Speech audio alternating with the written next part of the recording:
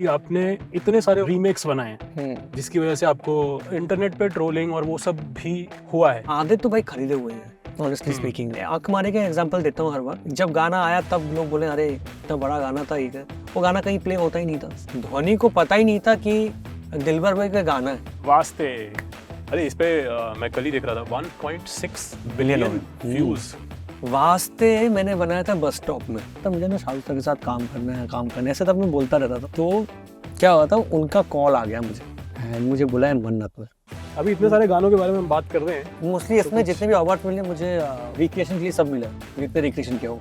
हाँ जी, अरिजीत सिंह के साथ आपने इतना सारा काम किया है, तो कब आपको लगता है कि ये गाना अरिजीत सिंह का होना चाहिए? हर गाना अरिजीत सिंह का होना चाहिए। अरे वाह दिखा अनुराग कश्यप सर बैठे हुए सामने और फोन में ऊपर रहने से बज रहा है। तुम लोग बहुत टैलेंटेड हो, तुम लोग को तो काम करना चाहिए अपने साथ। तो तभी हम लोग को ना होप आ गया। तेरा स्वागत लागे सैक। मैंने बोला अरे यार बहुत अच्छा लाइन, बहुत अच्छा है, बट स्वैगर कुछ को समझ में आया। मॉम के पहले भाई जो था तो उनका सडनली डेथ हो जाता है तो बस से गिर के राखी के दिन में। एंड एग्जैक्टली उसके 1 साल बाद मैं पैदा हूँ। मैं भी रीइंकार्नेटेड, मेरा भी पास्ट लाइफ है।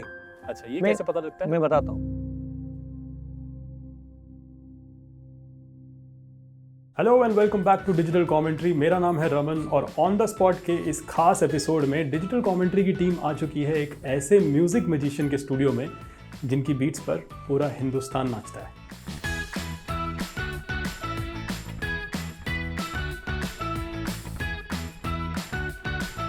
चलिए फिर मिलते हैं मिस्टर तनिष्क बागची से। Ladies and gentlemen, Tanishq Bagchi here.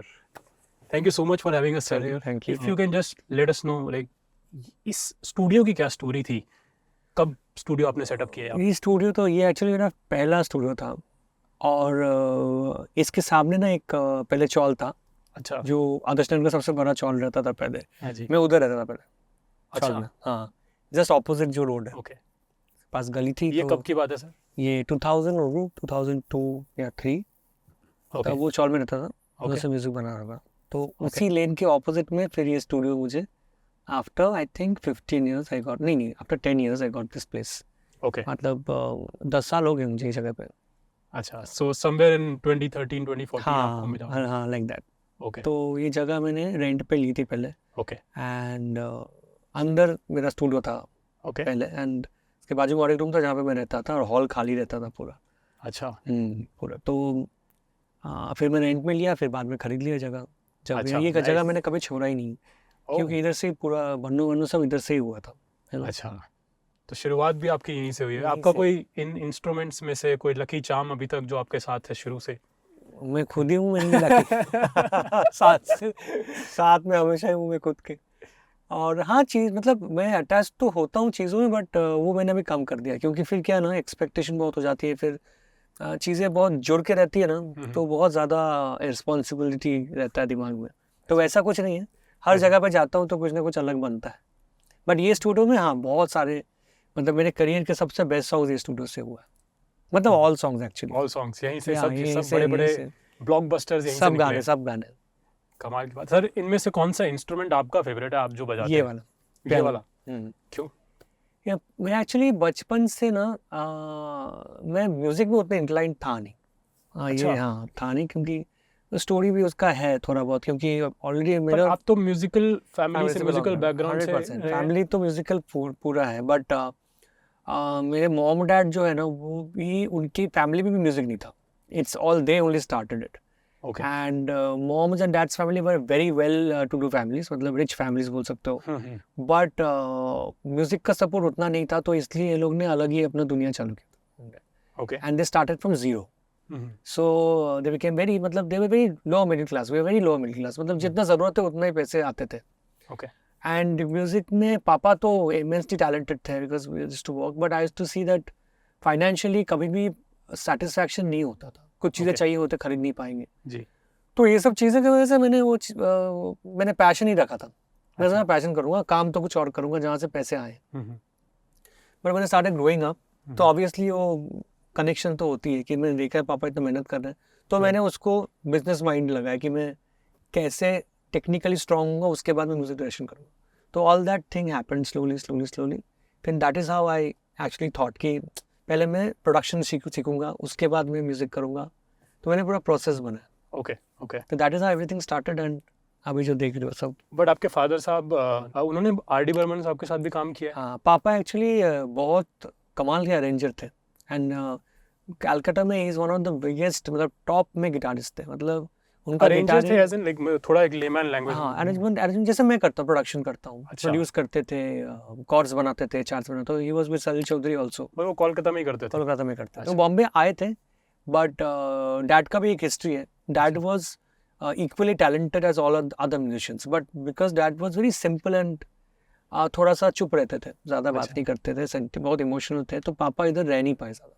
अच्छा। क्योंकि यार इंडस्ट्री में there is a lobby, there is a politics going on, ji.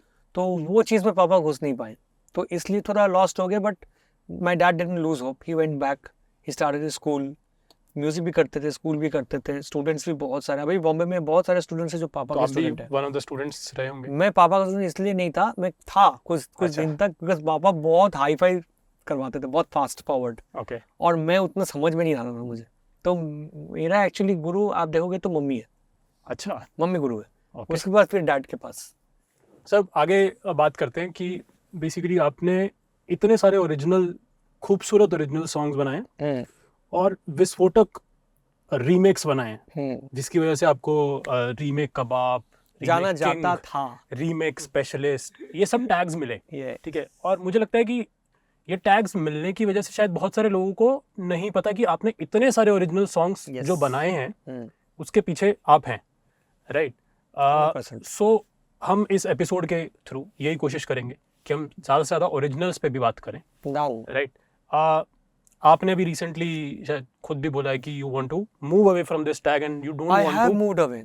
You have moved away. My last song that I did was I think भूल भुलैया। उसके बाद मैंने नहीं किया। That also I did because मैं second part भी किया था। तो उनको मुझे ही चाहिए था, तो उन्होंने मुझे इंसिस्ट किया था कि एक ही गाना है, इसमें ऐसा करना है, तो मैंने उस कॉन्टेक्स्ट में किया, बट उसके बाद मैंने नहीं की। तो हम अब विस्फोटक रीमेक्स नहीं सुन पाएंगे आपके? ओरिजिनल सुनोगे भाई? नहीं, बट सर कॉम्पोजिशन जब आप रिक्रिएट कर रहे होते हैं तो डेफिनेटली एक थॉट तो रहता ही है कि मैं एक आइकॉनिक सॉन्ग को उठा करके बना रहा हूँ, ठीक है। बहुत सारे लोग हैं जो क्रिटिसाइज करेंगे क्योंकि ऑब्वियसली एक बहुत ही बड़ा सॉन्ग है, बहुत आइकॉनिक, तो एक्सपेक्टेशंस बहुत ज़्यादा हाई रहती हैं, ठीक है। तो उस दौरान what was going through your mind and how did you like tackle this? पहले तो मैं सब देखता ही नहीं था, क्योंकि मुझे आउटपुट से मतलब होता था। गाना करता था और मतलब अभी भी करता हूँ, तो उसमें जो व्यूज़ आते हैं तब समझ में आता है कि गाना चल रहा है। अच्छा, लाइव शोज भी करता हूँ, उसमें इतना मैं अपने आँख मारे गाता हूँ रिपीट में, लोग सुनना चाहते हैं, मतलब शादी भी हो रहा है तो इसी गाने पे हो रहा है। तो प्रैक्टिकली देखा जाए तो कोई ट्रोल का कोई मतलब ही नहीं है, वो it's just a part of, I don't know what it is. I think वही लोग नाचते भी होंगे। एग्जैक्टली, नाचते भी है, एंड आधे तो भाई खरीदे हुए हैं, honestly speaking. The industry is like that only. कुछ भी होता है तो फिर मीडिया को कुछ टॉपिक मिल जाता है तो उसको फिर चालू होता है। तो लकीली मुझे इतना नहीं हुआ है, इतना ही, क्योंकि लोगों को पता भी है कि मैं सीरियस म्यूजिशियन हूँ, कि काम भी अच्छा करता हूँ, ऐसा है। हाँ, अगर मैं एक ही चीज़ करता रहता जिंदगी भर तो फिर वो प्रॉब्लम था, बट मैंने वो बैलेंस रखा, ओरिजिनल किया तो उसके साथ रिक्रिएशन भी किया। एंड रिक्रिएशन करने का ये भी मेरा इच्छा था, क्योंकि मैंने देखा था कि आँख मारे का एग्जाम्पल देता हूँ हर बार, कि तेरे मेरे सपने का गाना था, किसी को पता भी नहीं है वो फिल्म, कोई फिल्म है तेरे मेरे सपने, जहाँ पे अरशद वारसी का फिल्म था वो, और ये गाना था कहीं पे बीजू शाह का बना हुआ, किसी को पता ही नहीं था। जब गाना आया तब लोग बोले अरे इतना बड़ा गाना था ये, वो गाना कहीं प्ले होता ही नहीं था, या तो मतलब रेट्रो में भी नहीं प्ले होता था।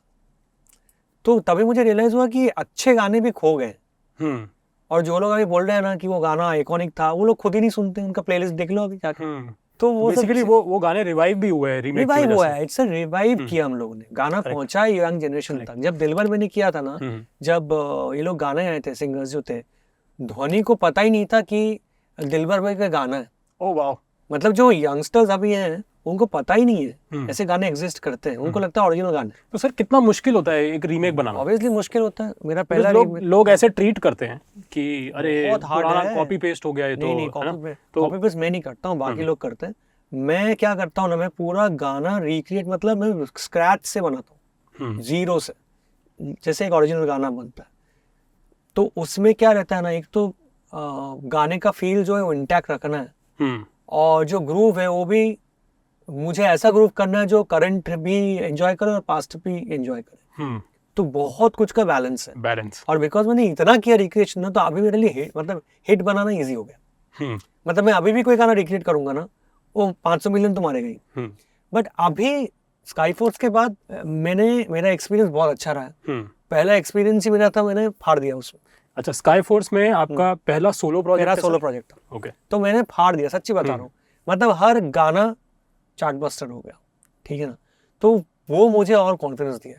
मैं दादा बोल सकता हूँ आपको? 100%। तो हमारे पास कुछ आपके गाने हैं, एक बोल है हमारे पास, इसमें कुछ आपके गाने हैं, इसमें से आप अपने गाने पिक करेंगे, एक चिट पिक करेंगे, बेसिकली आप ही के गाने हैं। तो फिर हम उस गाने के बारे में बात करेंगे और उस गाने की स्टोरी जानेंगे। पिक करूं?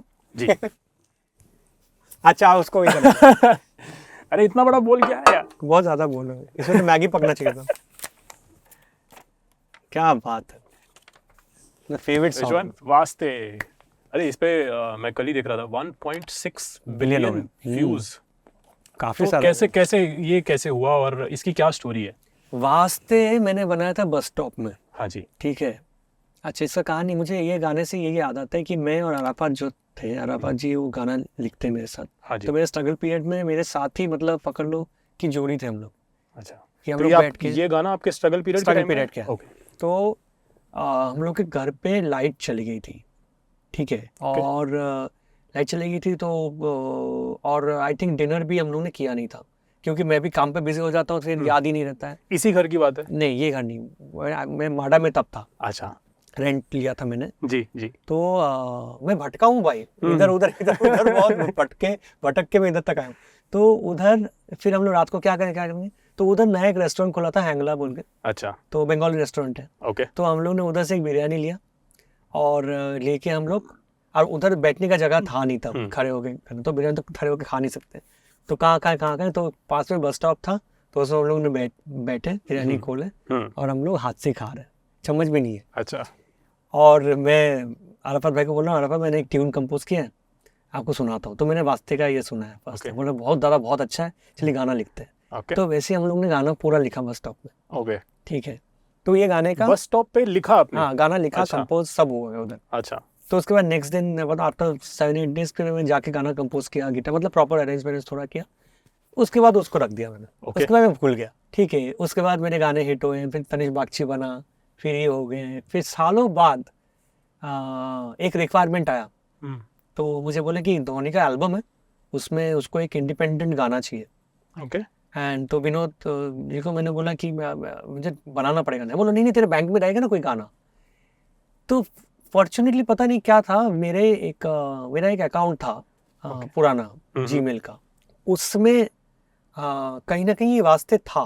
तो मैंने कुछ लिखा, पता नहीं क्या है, वेस्ट लिखा था, समथिंग लाइक दैट। बिकॉज मैं फोल्डर का नाम वेस्ट लिखता हूँ, जो गाने में यूज नहीं करता हूँ, या पुराने गाने वेस्ट फोल्डर बना के रख देता हूँ। तो उसके वजह से वास्ते हो गया और वो गाना पहले ऊपर आ गया। तो मैंने बोला यार ये तो गाना अच्छा है, ऑन किया, मुझे बहुत अच्छा लगा। मैंने बोला ये पिच करता हूँ। तो मैंने अजीम को पिच किया। तो Azeem is to work with me only, he works in Dharma. तो अजीम ने बोला ये गाना अच्छा है, ये विनोद सर को सुना। तो हम लोगों ने सुनाया, तो विनोद जी को पसंद आ गया गाना। बोले यार कमाल गाना है यार, इसको करते हैं। फिर धोनी ने गाना गाया, फिर निखिल गाया, तो वैसे गाना बना। कितने सालों बाद बना ये फिर? 13, 14, आई थिंक 15 ईयर्स में। 15 ईयर्स बाद बना। वाओ, वेस्ट का वास्ते हो गया। वेस्ट का वास्ते हो गया। कमाल की स्टोरी है। तो मतलब देखो, हर गाने का डेस्टिनी रहता है। ये एफडी टाइप का है, पता ना, म्यूचुअल फंड जैसा होता है, इन्वेस्टमेंट करके छोड़ दिया। फिर उसका हाँ, बट उसको आपको सेव करके रखना पड़ेगा। वो तो लकीली मुझे मिल गया। नहीं तो ऐसे कितने गाने होते खो ही जाते हैं फिर। तो प्रोसेस क्या रहता है बेसिकली, अगर एक लेमैन के लिए या फिर कोई एस्पायरिंग म्यूजिशियंस के लिए प्रोसेस अगर हम समझें, तो पहला स्टेप क्या होता है? स्टेप 1 से लेकर के आखिरी स्टेप तक क्या जनरली क्या फॉलो किया जाता है? देखो, इसका प्रोसेस बहुत सिंपल है। इसका सिंपल प्रोसेस है, मतलब आपको जिंदगी में एक तो आपकी लगनी चाहिए बहुत बार। ठीक है। मतलब ऐसा हालत होना चाहिए कि देयर इज नो होप, चाहे वो प्यार में हो, चाहे वो फैमिली में हो, चाहे वो में आपसे पूछने शादी में हो, मैं बता रहा हूँ, चाहे किसी चीज में हो, जब तक आपकी लगेगी नहीं ना ठीक से, तब तक आपके इमोशंस आएगा नहीं। ओके। ठीक है। और जब मैं म्यूजिक में बैठता हूँ, ऐसा नहीं कि मेरे पास ऐसे गाने आ जाते या कोई फॉर्मूला है कि मैं लिखा तो गाना आ गया, मुझे एक्चुअली खुद को इमेजिन करना पड़ता है कि मैं किस हालत पे ये गाना गा रहा हूँ और किसको मैं गाना सुनाना चाहता हूँ, जिसका दिल मैंने तोड़ा या जिसने मेरा दिल तोड़ा है, यू नो, उसको सुनाना चाहता हूँ। तो मुझे ना वो फील आना बहुत ज़रूरी है कोई भी गाने में। जब तक आपको महसूस नहीं होगा ना, वो गाना रिलेट नहीं करेगा किसी के साथ, नहीं तो वो ऐसे ही बन जाएगा कोरा कागज की तरह, नो। ऐसे गाने आते चले जाते, वो सरफेस लेवल पे रह जाता है, डेप्थ नहीं होती, क्योंकि डेप्थ ही नहीं है ना भाई। डेप्थ तभी बनेगा ना, तभी तो समुंदर बोलता है ना डेप्थ है इसलिए जी, नहीं तो नाला भी तो वैसे ही पानी जमा रहता। तो दादा आपने बोला कि टफ सिचुएशंस बेसिकली जब आपकी लगेगी जिंदगी में, तब आप सीखोगे 100%। और वहां से वो एक्सपीरियंसेस से बेसिकली आप एक अच्छा काम कर सकते हो या अच्छा गाने बना सकते हो। तो ऐसा क्या हुआ था किस्सा, अगर आपको देखो एक किस्सा तो है नहीं, लाखों किस्से। हार्ट ब्रोकन हुए कभी? हार्ट ब्रोकन तो कितने बार हुए हैं, प्लस मैंने अपने बहुत क्लोज फैमिली खोया है। मतलब I lost my sister also, own sister at a very young age, so I have seen so many deaths in our family. Real sister? या रियल सिस्टर। फिर पापा मम्मी का स्ट्रगल देख लिया, तो उसमें वो सब चीज़ें मुझे अंदर रह गई है, जमा हो गई। एंड ऑल्सो क्या हो गया, मैं बॉम्बे आ गया स्ट्रगल करने के लिए, तो आधी जिंदगी में फैमिली के बिना ही था। तो देयर इज नो छत, देयर इज किस उम्र में आप आ गए थे? मैं आया था आई थिंक 18-19 में आ गया। 18-19। और उसके पहले आता जाता रहता था पापा के साथ, बट प्रॉपरली अकेले जो है कभी मैं जिंदगी में कहीं, तो वो बॉम्बे ही था। ऐसा मैंने सुना है कि वो एक इनिशियली आपके इनिशियल फेज में बिकॉज ऑफ फाइनेंशियल स्ट्रगल्स आपने अपना ड्रीम गिव अप कर दिया था। हाँ, एक टाइम पे मुझे पायलट बनना था, क्योंकि मेरे जो सिस्टर थी तो उनका एक फ्रेंड था, तो वो पायलट था, तो मेरे साथ, बट वो मुझे पढ़ाते थे, मतलब टीचर थे मेरे। अच्छा। तो वो मेरे दिमाग में ना, मतलब वो मेरे दिमाग में ये पढ़ाई और ये सब चीज़ मतलब ज़्यादा इम्प्लीमेंट करते थे कि देखो पढ़ाई से ऐसा होता है। तो उन्होंने मुझे बोला था you are a very good, you can be a very good pilot. तो वो मेरे दिमाग में रह गया था, तो मैं कोशिश कर रहा था कि पायलट का एग्जाम लेना है, ऐसे ऐसे करना है, वैसे ऐसे करना है। बट करते करते मुझे रियलाइज हुआ उसके लिए बहुत पैसे लगेंगे, होगा नहीं, आपको आवर्स फ्लाई करना पड़ेगा, और आवर्स मतलब बहुत लाखों लाखों रुपए, और फैमिली कैन नॉट अफोर्ड। तो फिर मैंने ड्रीम गिव अप कर लिया कि नहीं हो पाएगा मेरे से। तो था, देखो ना, अभी चॉइस ही इतना ऊपर है और वीडियो का कुछ समझ में नहीं आ रहा था, मैं नहीं कर पाऊंगा कुछ भी, तो I had to do music. मैंने सोचा था जो चीज़ मेरे पास है मतलब उसको ही मैं ग्रो करूं, तो बस यही था। This was basically your second love, which became your first love. Yeah, 100%. Definitely. बढ़ते हैं, एक और निकालते हैं, एक और चिट।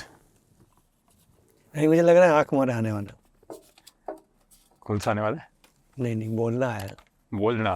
बोलना कोई स्टोरी क्या है कि बोलना के टाइम एक्चुअली मैं पहली बार धर्मा का एंट्री मुझे बोलना से हुआ एक्चुअली। अच्छा।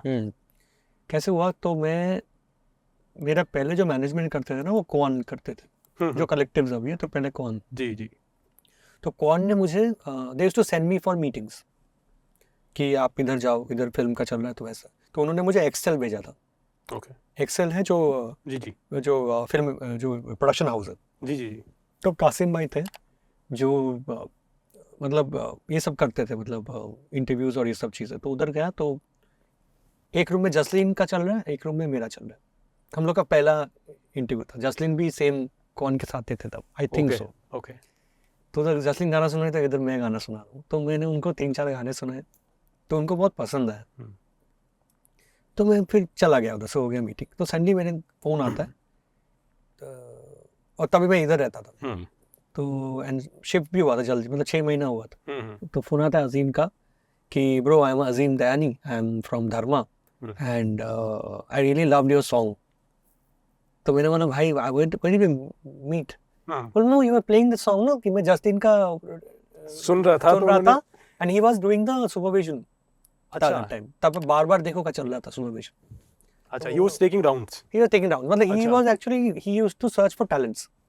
Got it. तो हायर करते थे सुपरविजन के लिए, म्यूजिक सुपरविजन। तो मैंने कॉल किया, so he overheard your he heard I think some of my songs. ठीक है। तो मुझे बोला यार, can I come and meet you and I want to understand a few things, ऐसा मतलब म्यूजिक। तो मैंने बोला आ जाओ, मैंने बुला लिया, उसी दिन आ गया। तो हम लोग मिले तो उन्होंने मुझे बोला कि मैं धर्मा में ये कर रहा हूँ, ऐसे ऐसे कर रहा हूँ, I would really want to understand और कितना म्यूजिक, मतलब होता ही है एक जैम सेशन तो ऑफ कोर्स। तो उन्होंने मुझे एक सिचुएशन दिया कि एक सिचुएशन है कपूर्स एंड सन का, और उसमें ऐसा ऐसा ऐसा ऐसा है, एक गाना बनाना है। तो वो ठीक है बनाता हूँ। तो गया, मैं रात को ही गाना बना लिया, जाने के बाद ही स्पॉन्टेनियस मेरे गाना बन गया। और नेक्स्ट दिन मैंने उन्हें फ़ोन करके गाना भी भेज दिया। तो आप अजीम बोल रहे यार इतना जल्दी कैसे बना लिया? मतलब ब्रो वो थॉट आ गया तो मैंने जस्ट शेयर किया। बोला मैं सुन के बताता हूँ, वेट।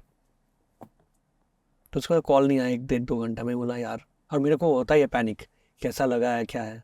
1-2 घंटे बाद फ़ोन आता है, बोलते यार गाने में ना मज़ा नहीं आ रहा है। तो मेरा ऐसे ही हो गया, अरे यार। तो ठीक है मैं और एक बनाता हूँ। तो फिर थोड़ा साइलेंस था, फिर बोला यार ये तो एक चीज़ बोलनी थी वरना तुमसे, गाना ना ऐसा लग रहा है कि एक्चुअली मैं सॉरी ब्रो, एक्चुअली ना गाना अप्रूव हो गया। तो वो ऐसे ही बात करता है, एक्चुअली गाना अप्रूव हो गया ब्रो, मैं तो मजाक कर रहा था। मैं बोला भाई कैसा आदमी है। तो उसका प्रैंक भी ऐसे ही होता है कि समझ में आता है क्या बोल रहा है यार। तो फिर ही वाज हैप्पी। एक सेकंड के लिए आपको लगा मैंने बहुत जल्दी तो नहीं कर दी, जल्दबाजी में तो नहीं भेज दिया, क्या हो रहा है, ये बंदा क्या बात कर रहा है। फिर मुझे रियलाइज हुआ कि नो अभी गाना हो गया, तो ही वाज वेरी हैप्पी। तो that time I came to know Azeem Rainy क्या चीज है। एंड फिर हम लोग का जोड़ी चालू हुआ बोलना से। तो my journey with Azeem is from Bolna, Aankh Maare, everything that I have done is with him. He has supervised everything. So बोल सकते हो कि Tanishk Bagchi and Azeem are like two partners in this thing. And Arijit के साथ मेरा आई थिंक पहला गाना था। अरिजीत सिंह के साथ आपने इतना सारा काम किया है, तो कब आपको लगता है कि ये गाना अरिजीत सिंह का होना चाहिए? हर गाना अरिजीत सिंह का होना चाहिए। अरे वाह, I am a very big fan of Arijit. And हर गाना इसलिए अरिजीत सिंह का होना चाहिए क्योंकि अरिजीत जो है ना वर्सेटाइल सिंगर है, ठीक है ना। वो हर गाने में उतना ही इमोशन डालता है जितना जरूरत है और जितना एक्यूरेट है। मुझे बोलना नहीं पड़ता है। वो ऐसा सिंगर है ना जिसको मुझे, मतलब मैं बहुत क्रिटिकल हूँ क्योंकि मैं खुद भी गाना गाता हूँ और मेरा एक गाने में ना एक इमोशन है जो बाकी सिंगर्स में नहीं होता। वो मैं उनको बताता हूँ कि देखो ये हरकत है, ऐसे ऐसे हरकत है।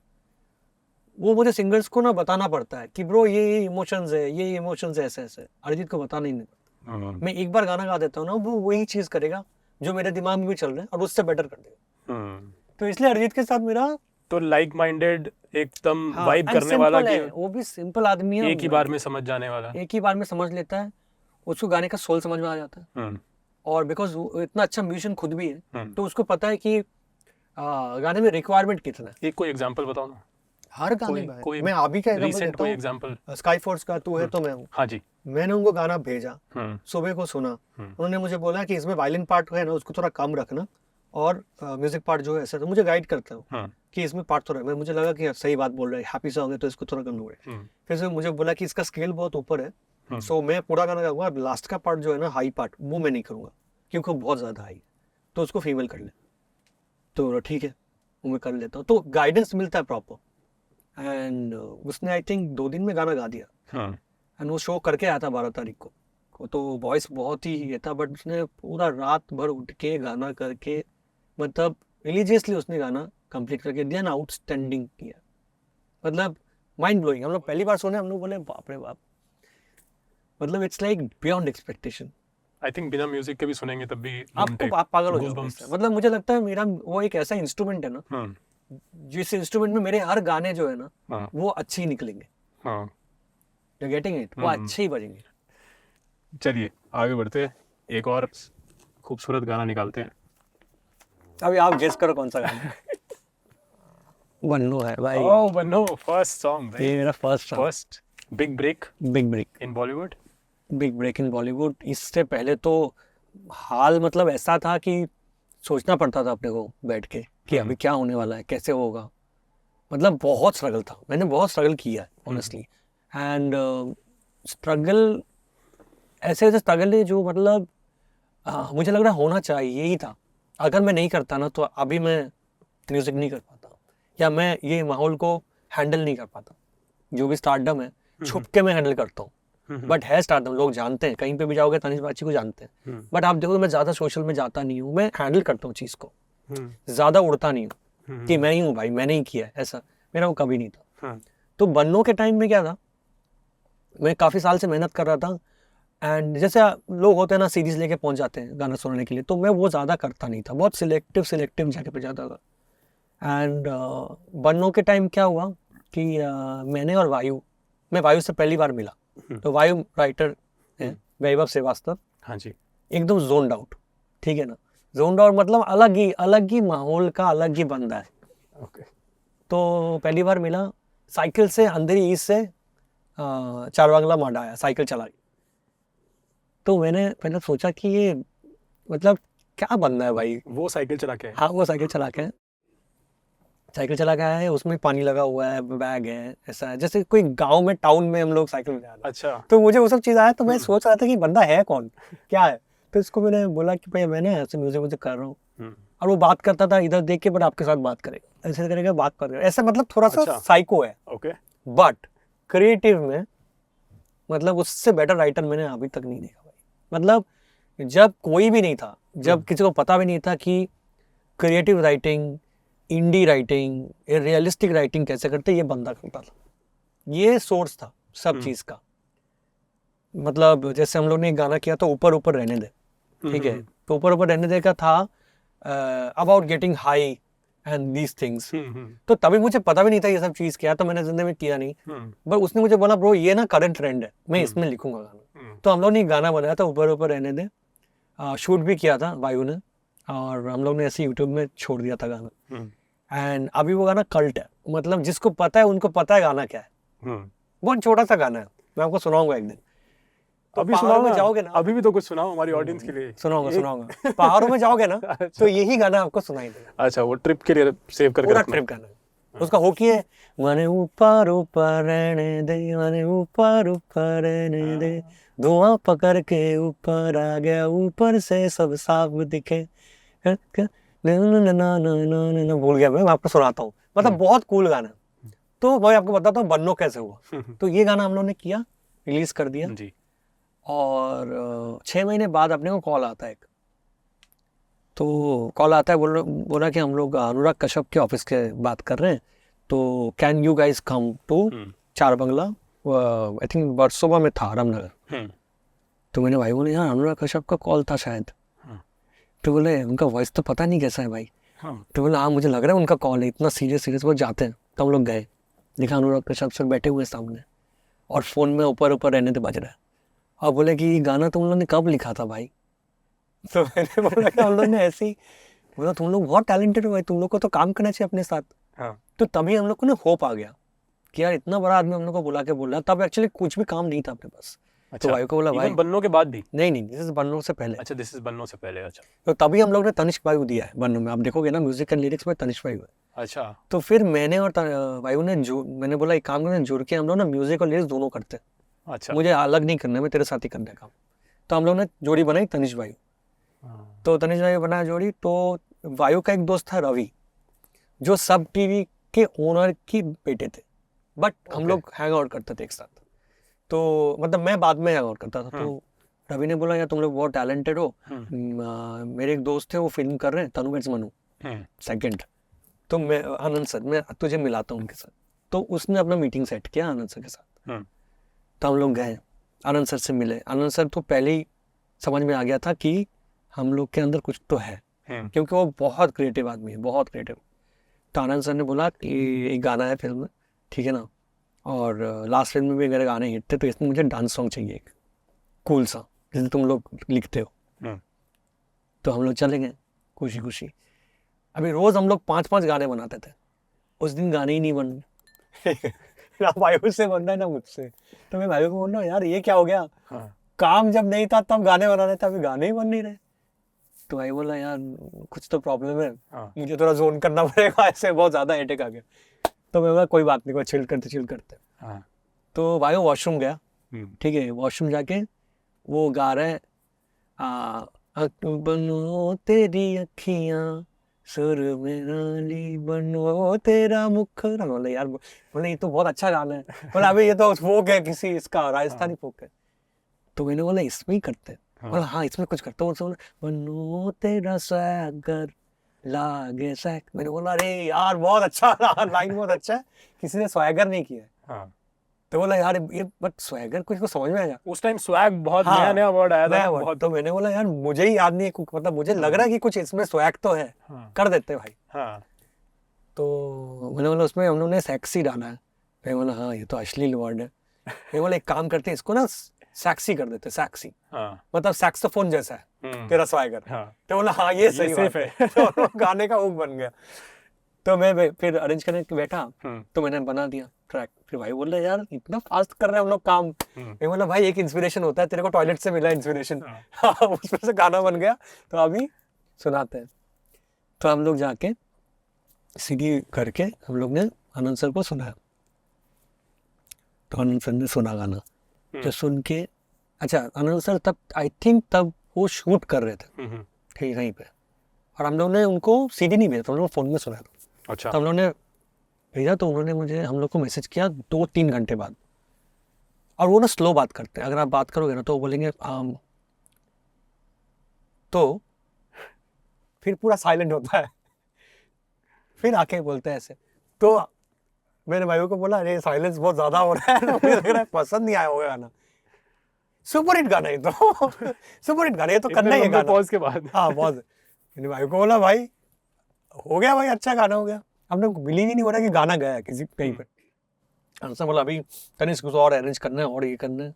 तो बोला हाँ सर मैं इसको करूँगा पूरा ये लगा के। तो हम लोग ने गाना फिर जाके पहली बार बड़े स्टूडियो में गए हम लोग, तब नाइसा स्टूडियो था इधर, अभी तो बंद हो गया पूरा। मेरा मम्मी का ये था कि तनिष्क जो बैठेगा ना तो ऐसा सेटअप रहेगा बड़ा। तो हम लोग उधर घुसे, ठीक है फोटोज ले रहे हैं, ये कर रहे हैं, गाना एक तरफ है। हम लोग इतना ओवरवेल्म है ना, पहली बार ऐसा मूवी मिला। बट हम लोग ने फाड़ दिया, मतलब हम लोग ने रिकॉर्ड किया गाना। फिर ब्रिजेश, हाँ तब ब्रिजेश का भी जर्नी था, ब्रिजेश आंडले थे और स्वाति था, दोनों ही नए सिंगर, तो हमसे भी गाया था। तो अच्छा लगा कि उनके वॉइस भी फाइनल हुए, ऐसा नहीं कि अलग अलग वॉइस हुए।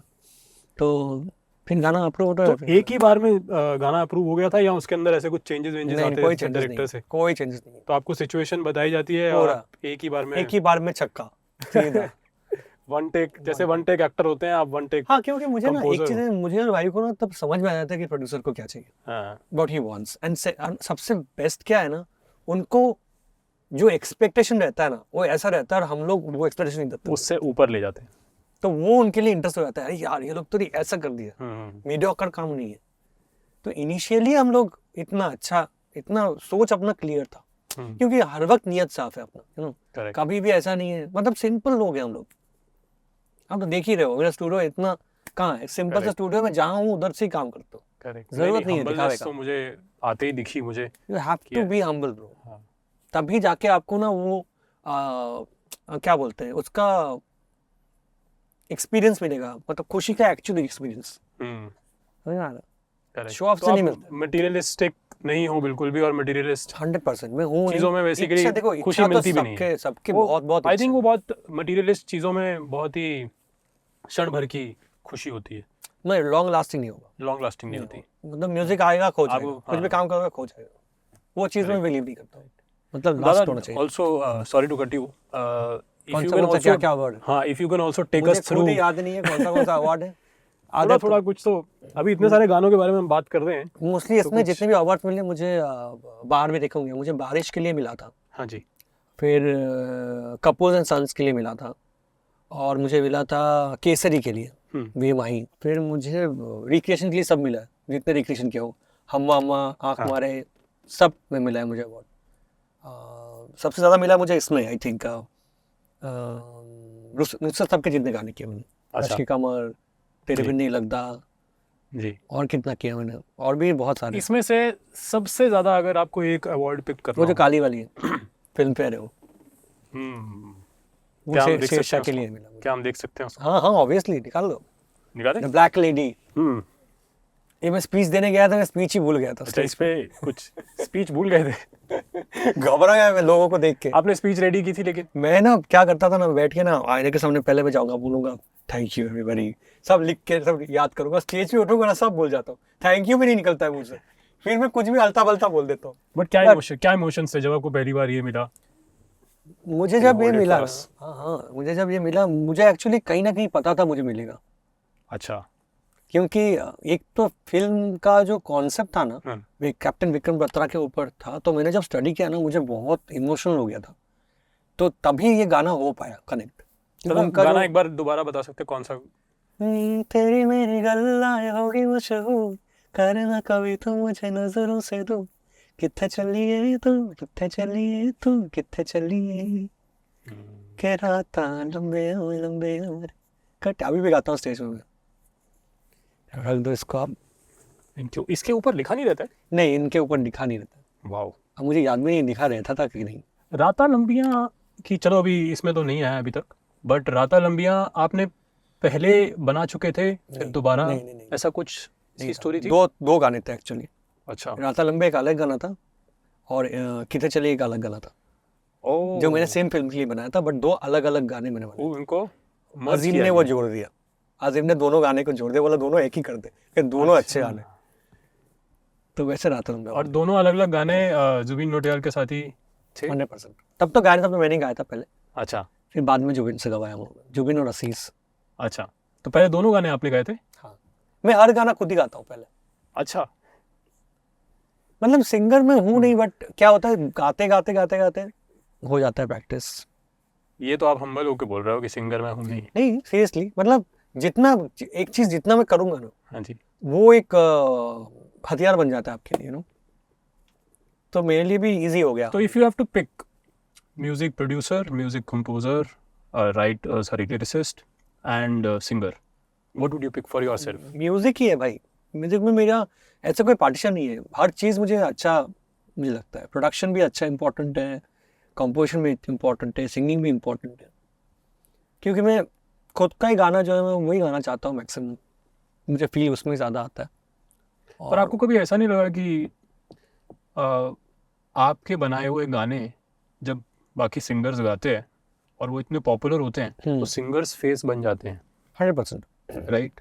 और शायद आपको जो क्रेडिट मिलना चाहिए उतना क्रेडिट नहीं मिल पाता। वो तो है, कभी वो तो है, होता है ऐसा? 100%। देखो इंडस्ट्री में ना सैक्रिफाइस भी एक बहुत इंपॉर्टेंट है, तो मैंने अपना फेस वैल्यू सैक्रिफाइस किया।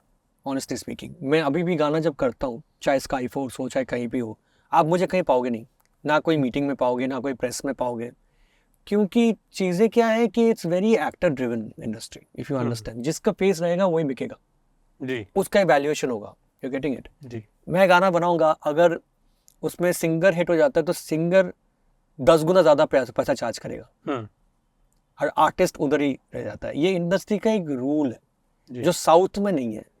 साउथ में अनिरुद्ध अगर एक गाना पिक्चर करेगा तो 2 करोड़ रुपए लेगा या वॉट एवर। अभी आया था, मैंने देखा 10 करोड़ रुपए एक पिक्चर का चार्ज किया। जो एक्टर चार्ज है वो एक म्यूजिक डायरेक्टर चार्ज कर रहा है। बॉलीवुड में वो तो है ही नहीं, ना ही होने वाला है, क्योंकि फैक्ट है वो नहीं हो। तो मैंने वो सैक्रिफाइस किया है क्योंकि मुझे काम करना है और मैं इतना पैसा लेके जाऊंगा भी क्या, मुझे काम ज़्यादा करना है, यू गेटिंग इट। तो वो मेरा नेचर है नहीं। Very very very interesting stories. मेरा तो रुकने का मन नहीं कर रहा, मेरा मन कर रहा है ये तीनों भी उठा लूं, पर in the interest of time हम लोग आगे बढ़ेंगे। मैं आपको आपकी कुछ तस्वीरें दिखाऊंगा। दिखाओ। एसी बंद कर दो क्या? मैं तो फ्रीज हो रहा हूँ ऐसे। मेरी बहुत देर से फटी पड़ी है। तो पीछे वो जस्ट ऊपर कर दो। हाँ, नीचे कर दो। Thank you. वो मेरे पे आ रहा है पूरा blow. First picture Shahrukh sir के साथ। अच्छा, इनके साथ भी मेरा बहुत अलग ही ये था। ये तो हम लोग ने इधर ही किया था स्टूडियो में, बाजू में स्टूडियो है। इनके साथ अलग ही। शाहरुख सर यहीं आए थे? हाँ, मैं बताता हूँ। तो मैं एक्चुअली उनके पास गया था। एक्चुअली क्या हुआ था ना, मेरे ये स्टूडियो में ना आग लग गई थी। व्हाट? फायर लग गई थी। कब की बात है ये डेट मुझे, जब ये टाइम ही था, मुझे याद नहीं है कौन सा ईयर था, 17 या 16 या 18 19 ऐसे ही होगा। आग लगी थी एंड उसका तो अलग ही चैप्टर था। तो मैंने सब सेटअप ये स्टूडियो में शिफ्ट कर दिया था, दूसरा जगह पे, दोस्त का स्टूडियो था। ओके। तो उस दौरान ना थोड़ा उदास था मैं, एंड मेरे दिमाग में ना तभी आ रहा था मुझे ना शाहरुख सर के साथ काम करना है ऐसे। तब मैं बोलता रहता। तो मेरा दोस्त था यश, बोला हो जाएगा ब्रो, हो जाएगा। तो मैंने ना ऐसे ही सर के पास, एक्चुअली मेरे पास उनका ना ईमेल आईडी था, ठीक है ना। ओके। तो मैंने वो ईमेल पे सर को एक लेटर भेजा था, मुझे याद नहीं क्या था एग्जैक्टली, और शायद एक गाना भेजा था कि शायद सुन लेंगे। अच्छा, ठीक है, ईमेल ऐसा। पे गाना भेज दिया? हाँ, एक गाना भेजा था, एंड उसका रिप्लाई आ गया था एक स्माइली से, मुझे याद है, एंड मैंने नंबर भी दे दिया था उधर। तो क्या हुआ था, उनका कॉल आ गया मुझे। वाओ। ठीक है, उनका कॉल आ गया था एंड मुझे बुलाया मन्नत में। ठीक अच्छा। है, तो मैं मन्नत गया उनके पास, जाके मुझे याद है कि वो बैठे थे पीछे, जो उनका रूम है ना, और उसके पीछे सनरेज होता है, सनरेज मतलब ऐसा सन घुस रहा है ऐसे, और काला ऐसा लग रहा है कोई बैठा हुआ है, दिखाई नहीं दे रहा है मुझे। तो और भी लोग थे उधर, और मैं एकदम शॉर्ट्स पहन के आई थिंक था, मुझे तो वैसा है ही नहीं एकदम। मैं गया तो मैंने बोला, पाजी मैं उधर आ जाऊँ क्या आपके पास में? हाँ, तो मैं उधर चला गया पास में से। तो मुझे बोला तू इधर बैठ जा, इधर। अच्छा, तो मैं बैठ गया। फिर बोला बोलो क्या क्या कैसे करना है, कैसे? बोला तो बहुत चिल्ड आउट है भाई तो तो पहले क्यों नहीं मिला? तो मैंने उनके साथ जुड़ गया था फैमिली। फिर उन्होंने मुझे बोला ये फिल्म कर रहे हैं, ऐसे ऐसे गाने हैं, ये सब हम लोग को बहुत सब चर्चा हुआ, जीरो का भी था। हाँ जी।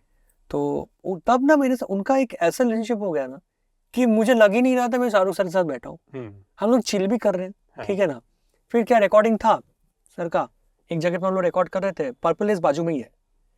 तो रात को उन्होंने बोला लिया मुझे कि आज स्टूडियो में रिकॉर्ड करते हैं, तो मैं फिर चला गया उनके स्टूडियो में उधर।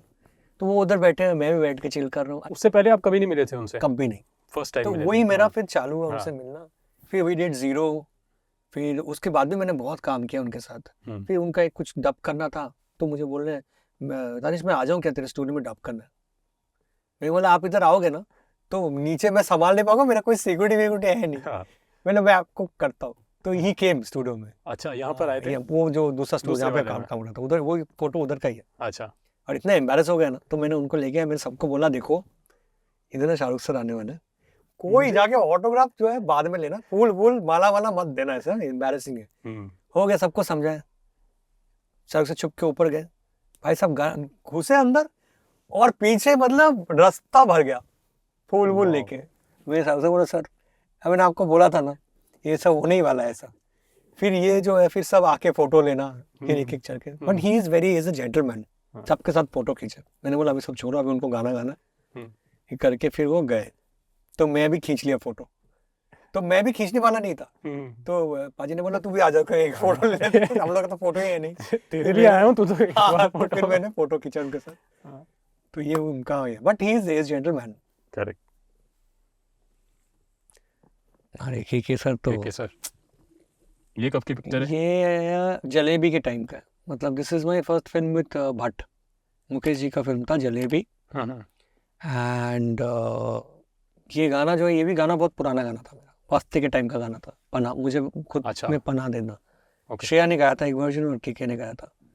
एंड मुझे हर वक्त मुझे इच्छा था कि मैं के सर के साथ गाना करूँ, और आई थिंक यही लास्ट सॉन्ग था उनका भी मेरे साथ। अच्छा। एंड बहुत अच्छा, मतलब Which year was बहुत this? ये भी देखना पड़ेगा मुझे, जलेबी जिस ईयर में था उसी ईयर का है। ओके, देखना पड़ेगा। तो हाँ ये था, तो मैं उनके साथ रिकॉर्ड किया, मुझे इतना अच्छा लगा ना, इतना क्लीन बंदा, बहुत अच्छे बंदे थे, मतलब क्लैरिटी वाला बंदा था। गाने में तो एक दो टेक में खत्म। अच्छा, पूरा गाना गाते थे, मतलब पूरा गाया वापस पूरा गाया ऐसा। एंड एक ही फ्लो में वो फ्लो तोड़ते ही नहीं थे, मतलब टुकड़े वाला सिंगर नहीं है, फ्लो में गाएंगे पूरा, फ्लो।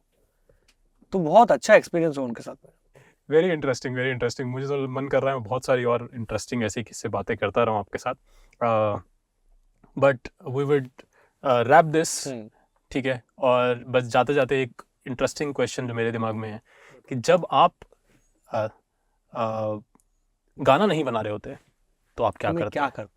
देखो मैं जब गाना नहीं बना रहा होता ना, तो मैं ना बहुत थिंकर बहुत हूँ। अच्छा, ठीक है।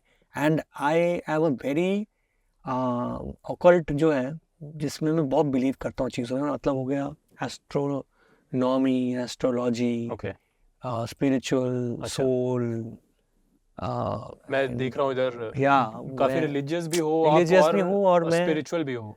अभी स्पिरिचुअल ऐसा नहीं कि मैं बैठ के ध्यान करूँ, मेडिटेशन करूँ जी। मुझे ना ये सब चीज़ें बहुत इंटरेस्टिंग करती है कि सोल क्या होता है, रिवर्ट क्यों होता है। जैसे मैं भी अगर बोलो ना, मैं भी रीइंकार्नेटेड, मेरा भी पास्ट लाइफ है, ठीक है, जो मुझे पता है। तो पास्ट लाइफ में क्या था वो भी मुझे पता है। अच्छा, ये कैसे पता लगता है? मैं बताता हूँ। तो वो पास्ट लाइफ से मैं ये लाइफ में क्यों आया हूँ, तो मैंने वो ना जर्नी किया हुआ है। ओके, अभी आपको बोलूंगा ये कैसे जर्नी है, कैसे है, कोई साइंटिफिक रीजन तो है नहीं। तो मैं क्या बताता हूँ कि मेरे फैमिली में ना मॉम के 4 भाई थे। चारों भाई में 2 भाई का डेथ हो गया था बहुत यंग, जब बच्चे थे, और 2 भाई थे। जो पहला भाई था, तो पहले भाई जो था वो बहुत अच्छा गिटारिस्ट थे, मतलब गिटार मतलब फाड़ के बजाते थे। okay. और पापा के स्टूडेंट थे। एंड रिदम में सब में, मतलब इतना हार्डवर्क कोई नहीं कर सकता जितना मम्मी से सुना हुआ है। तो उनका सडनली डेथ हो जाता है, ठीक है, बहुत यंग एज में डेथ हो जाता है, बस से गिर के, राखी के दिन में डेथ हो जाता है। एंड वो अंकल क्या करते हैं ना, बुक में ना लिखते थे, थिंकर थे वो, लिखते थे। तो सब में लिखा रहता था कि नेक्स्ट लाइफ में ना मैं आपका बेटा बन के जन्म लेना चाहता हूँ, ठीक है, अगर मेरा ऐसा ऐसा हो गया, ऐसा लिखते थे। एंड बोलते थे मेरे लिए मेरा भगवान जो है ना, वो मतलब मम्मी और मम्मी मेरे पापा जो है वो मेरे भगवान है, मैं उनका ऐसा। तो वो इनकम्प्लीट हो गया, ठीक है ना। एंड एग्जैक्टली उसके 1 साल बाद मैं पैदा हुआ, ठीक है ना, सेम फैमिली में। और मम्मी का क्या रहता है ना, मम्मी को सपने बहुत आते हैं, ठीक है ना, और मम्मी का सपना 6th सेंस बहुत स्ट्रांग है मम्मी का। तो मम्मी को सपने में ये आया कि जो मेरे मामा है ना, वो मेरी मम्मी को बोल रहे हैं कि ये जन्म में मैं तो कर नहीं पाया हूँ, बट नेक्स्ट जन्म में मैं आके ना मैं करना चाहता हूँ जो इस जन्म में नहीं हुआ, ठीक है ना, जो मैंने ये जन्म में सीखा है। तो फिर मम्मी बोला देखो मैं आई डोंट बिलीव इन ये सब, मैं बिलीव नहीं करती हूँ, बट मुझे साइन क्या होगा, मैं लोगों को कैसे बोलूंगी कि यू कम बैक। तो बोला कि तुम्हारा कान में ना छेद रहेगा ऊपर, ठीक है, कान में ऊपर छेद रहेगा लेफ्ट ईयर में, और आंख में तिल रहेगा अंदर जो किसी को दिखाई नहीं देता है, बट आप साइड करोगे तो आपको दिखेगा। तो मैं जब पैदा हुआ तो मम्मी ने बोला हाँ पापा को कि एक बार देखो तो उसे कान में छेद है कि नहीं ऊपर, और आंख में तिल है कि नहीं। तो जहां जहां बोला था उधर ही चीज है। मेरे आंख में भी तिल है, मेरे कान में भी बचपन से छेद है। एंड मैं म्यूजिक बेस चालू किया एग्जैक्टली उसी टाइम में जब मेरे मामा का डेथ हुआ था, उस एरा में। तो इसलिए मैं सीखा ज्यादा नहीं हूँ, बट मुझे याद है, पापा से मैं सीखा नहीं हूँ, बट मुझे याद है कि ऐसा ऐसा हो सकता है।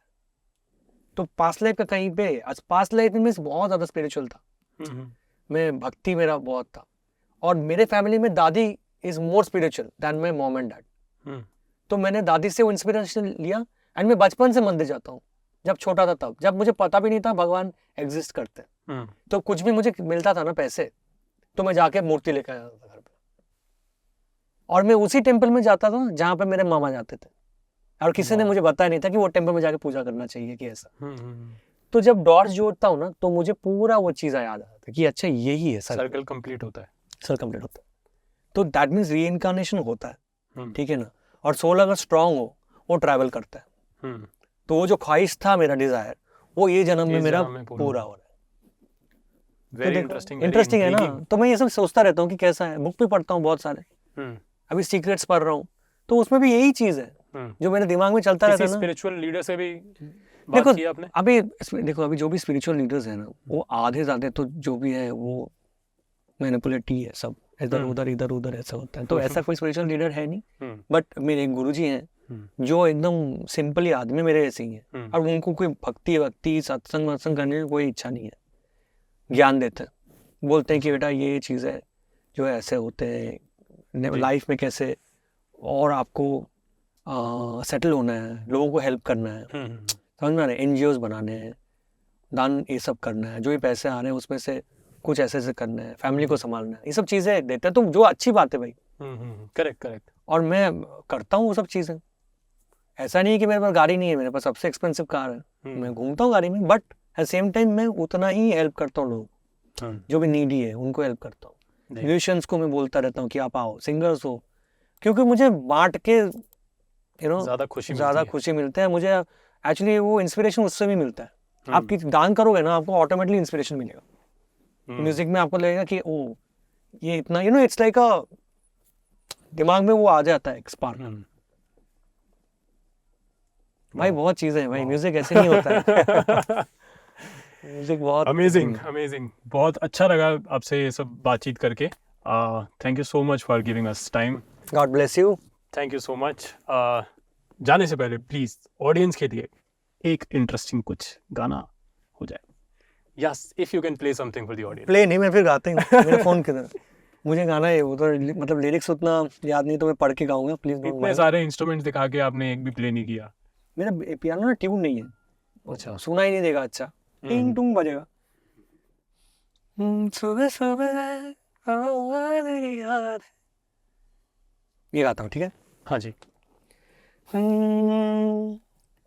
सुबह सुबह सुबह सुबह तेरी यादें, सुबह सुबह सुबह सुबह दिन बना दे, तो मेरी खिड़कियों पे बिखरे दिन बन के, तू मुझ पे धूप सा है गिरता छन छन के, छन छन के.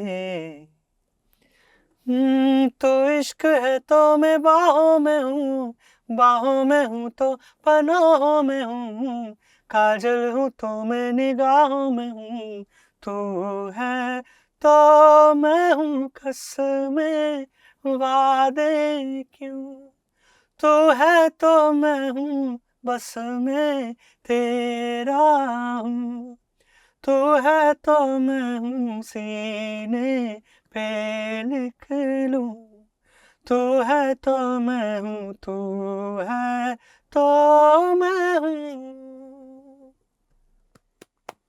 वाह, बहुत बढ़िया, कमाल. अरिजीत ने बहुत अच्छा गाया भाई. ये आपकी आवाज में भी उतना ही खूबसूरत लग गला रहा थोड़ा बैठा हुआ है क्योंकि पूरा एसी जो है वो मेरे सर पे और गले पे एक घंटे से आ रहा था. अच्छा, thank you so much. Thank you बहुत so बहुत much. बहुत अच्छा लगा, बहुत मजा आया आपसे बातचीत करके. Thank you so much once again. Hello, मैं हूँ तनिष बागची और रमन के साथ मेरा ये इंटरव्यू अगर आपको अच्छा लगा है तो प्लीज़ सब्सक्राइब करो डिजिटल कमेंट्री पे.